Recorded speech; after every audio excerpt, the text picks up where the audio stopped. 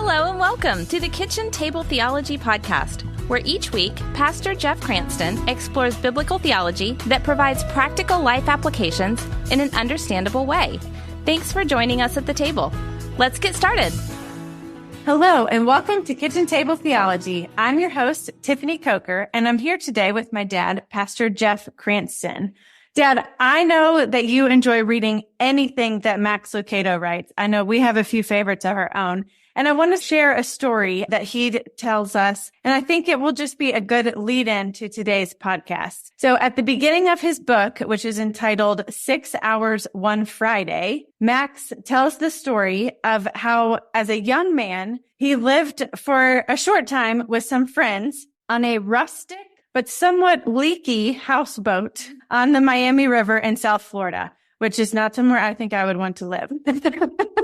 An experience he described as part adventure and part bargain. Mike Lowry, in a blog post titled Anchor Deep and Hold On, tells us the story. I'm going to read it for us here, but this is Mike Lowry's words. Labor Day weekend in 1979 provided far more adventure than Max had bargained for, because that was the weekend that all of Florida was watching and waiting as Hurricane David was whirling through the Caribbean, headed toward the Florida coastline. And as you might imagine, Lucado was trying to figure out what to do. I had owned the boat for 3 monthly payments, he wrote, and now I was about to have to sacrifice her to the hurricane. I was desperate. Tie her down was all that I could think.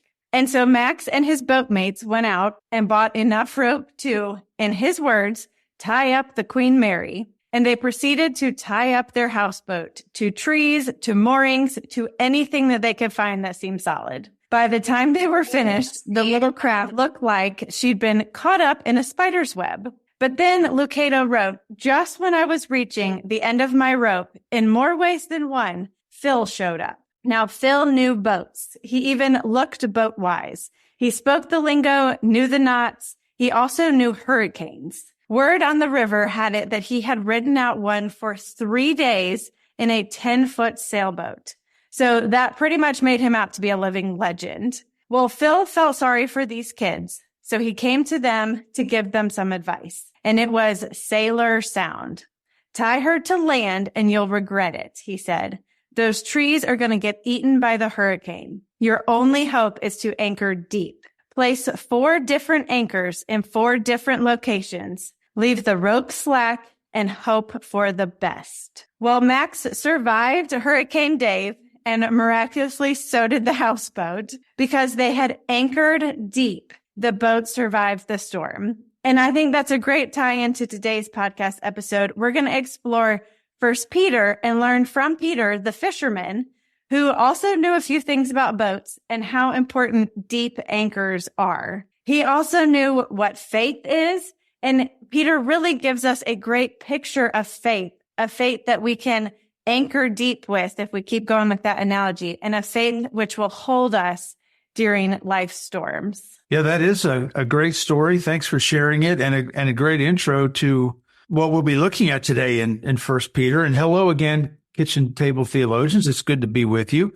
And today we're going to grab an overview, as Tiff said, of this New Testament book of 1 Peter. But before we do, we want to make an announcement. And our 200th podcast is coming up very shortly. Today's podcast is 198. And so what we want to do for the 200th is do a giveaway. And it's a Bible giveaway. And we're going to give away a Bible that I really have been enjoying. I'm new to it and it's new to me. But it's a New Living Translation Bible, and it's called a filament Bible. A filament Bible. And what I find fascinating about it is you download an app, the Filament Bible app, and you put in your translation and so forth. And then when you get to a certain page in the Bible, and let's say for today, for 1 Peter, and I did this, you just point your camera, you hit a scan button in the app, you point your camera at the page number, and all of this information suddenly comes up. You can go into some studies. You can go into some pictures. You can go into worship videos. I mean, it's absolutely That's awesome. fascinating. As a matter of fact, Kitchen Table Theologian, to get you a little bit excited about this, all of the information except the takeaway at the end of the podcast, all of it's coming from the Filament app based on the book of First Peter. So I want you to hear and see what all is available just on your phone at the touch of a fingertip. There's tremendous study resources there. So we are we're giving away, I should say, the highest end Bible that they have. It's going to be about $120 value. And so how are we going to give it away? Well, starting today, as soon as you listen to this, and this is dropping on Mother's Day, May the 12th. So if you're listening, moms, happy Mother's Day. Between today, May the 12th, and let's say this, 2024, and May the 22nd, 2024, to everyone who leaves a rating or review of the podcast, that will enter you for the giveaway. And then on the 200th episode, we will be announcing the winner. So is that fairly clear? I think we got it. You've got 10 days, leave a rating or a review before May 22nd of 2024, and you will be entered to win a Bible giveaway, the new Filament Bible, New Living Translation. You can get the app and all the cool things that come with it. It's so exciting. I'm going to check it out also. And the Bible itself is a very, very high quality Bible. We're buying the best there is to give away to you. And I can't wait to see who wins it, but I think you're really going to enjoy it. And even if you don't win it, I would encourage you to take a look at the Filament Bible. It comes in a couple of different translations. The one that we'll be giving away is the New Living Translation. So there you go. Rate the show, review Kitchen Table Theology. That will enter you into the Bible giveaway drawing. So anyway, back to the task at hand. Back to First Peter. We'll look at that today. Peter's writing to encourage believers who were suffering and was calling them to maintain a life of holiness amidst the suffering and thereby to bear witness to Christ. So that's what the book's about. And I think you maybe answered my first question there. I normally ask, who is the author? But you just said Peter is writing. So I'm going to assume, hopefully we're right here, that the author is Peter. Well, since you've maybe already answered that while you're talking, perhaps give us the date that he wrote it and just a little bit of background on the book as well. Yep, happy to do that. So the opening verse of the letter identifies the author as the Apostle Peter and the recipients of the letter as God's chosen people who are living, he says, in the provinces of Pontus, Galatia, Cappadocia, Asia, and Bithynia. Now, that might not mean much to you and I, but that's the provinces that today form most of the country of Turkey. So we have no record of Peter ever visiting those areas, which I find interesting. Mm-hmm. And the letter never indicates that he visited.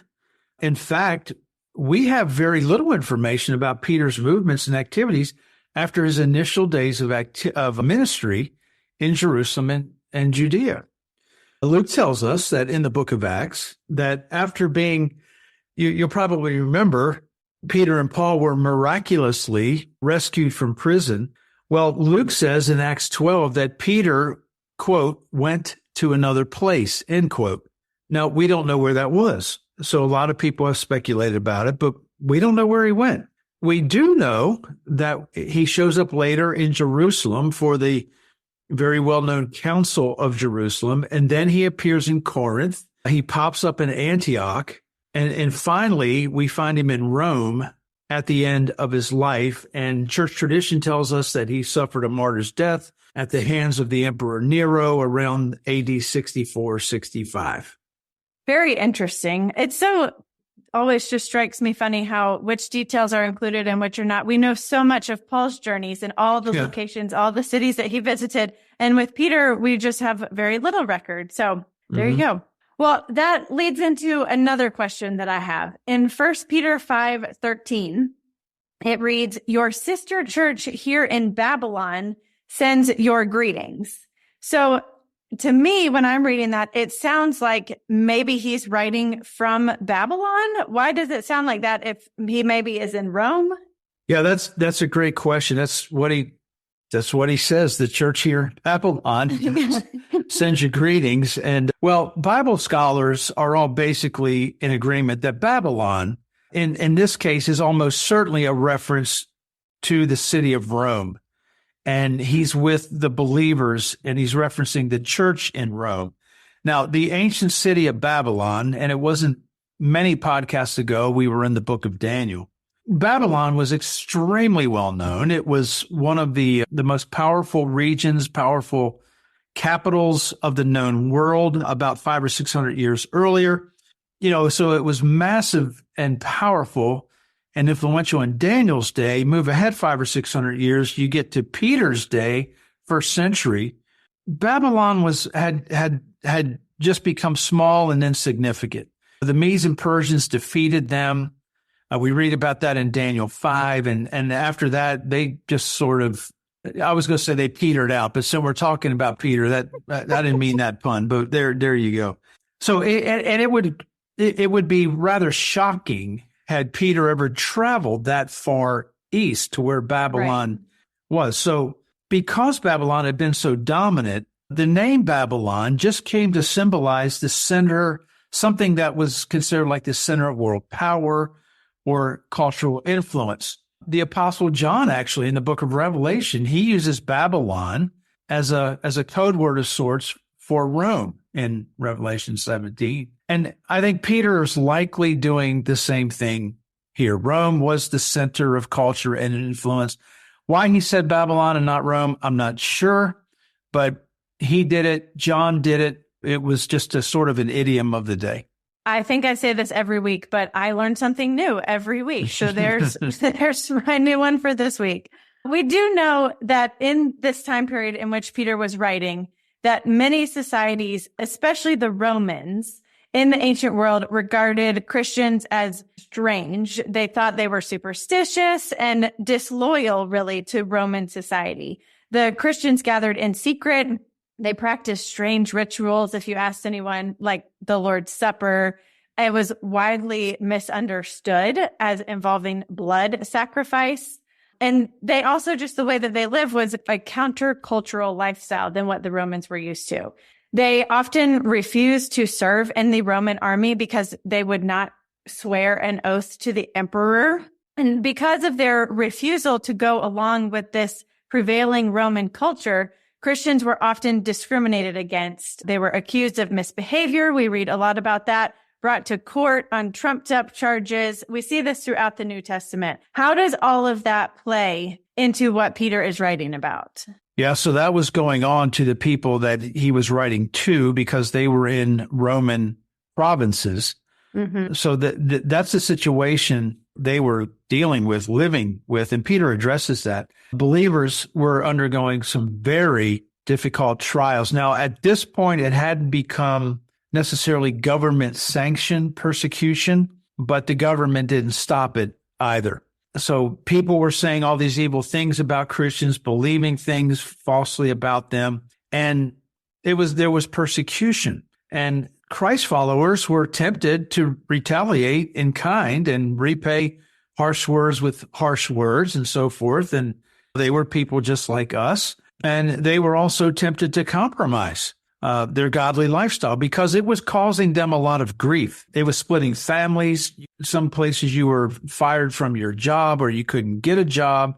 It just was being a Christian was making life very, very difficult. So Peter was well aware of all of this. So his letter encourages believers, view the accusations, view the unfair treatment as opportunities to bear witness to Christ. So by following the example of Jesus himself, who lived this exemplary life before everyone, and he refused to revile those who reviled him, Peter's saying, look at him and then respond to evil by doing good, love those who hate you, etc. Follow the example of Christ. And when we do that, we can practice a lifestyle of true evangelism. Let's talk. We just have a couple minutes left here about a theological theme or themes in the book of 1 Peter here. What sort of rises to the surface for us in this letter that Peter writes theologically?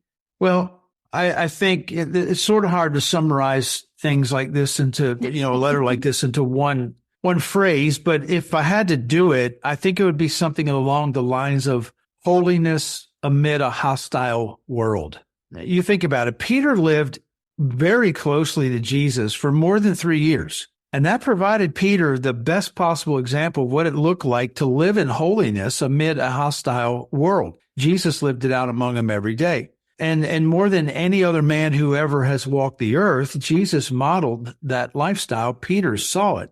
And therefore, he pointed his readers in the best possible direction, and that would have been toward Jesus himself. So he's writing, in fact, as I just said, to people who were suffering for their faith. So Peter called on Christians, and these are the words he uses, to sanctify Christ as Lord in your hearts. So that word sanctify means it has the idea of holiness, but it also means to set apart. So set apart, sanctify Christ as Lord in your heart so that you could live and act as Jesus desires.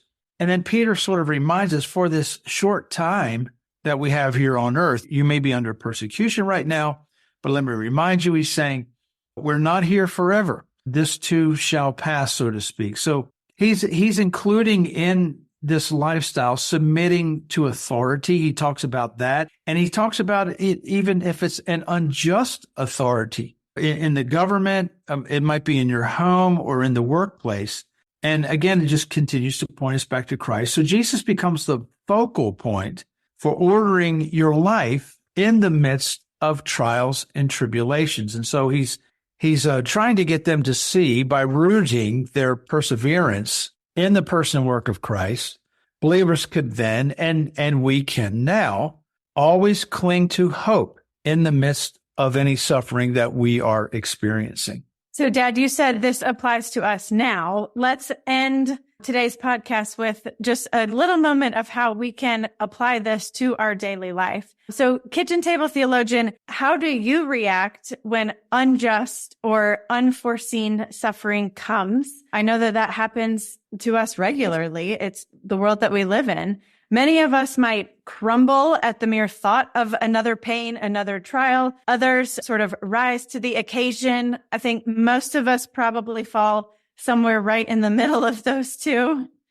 Yeah, and Peter in this first letter has this single focus of encouraging Christians to exhibit faithfulness under the pressures arising from persecution. The believers to whom Peter wrote were in the midst of what he called fiery trials.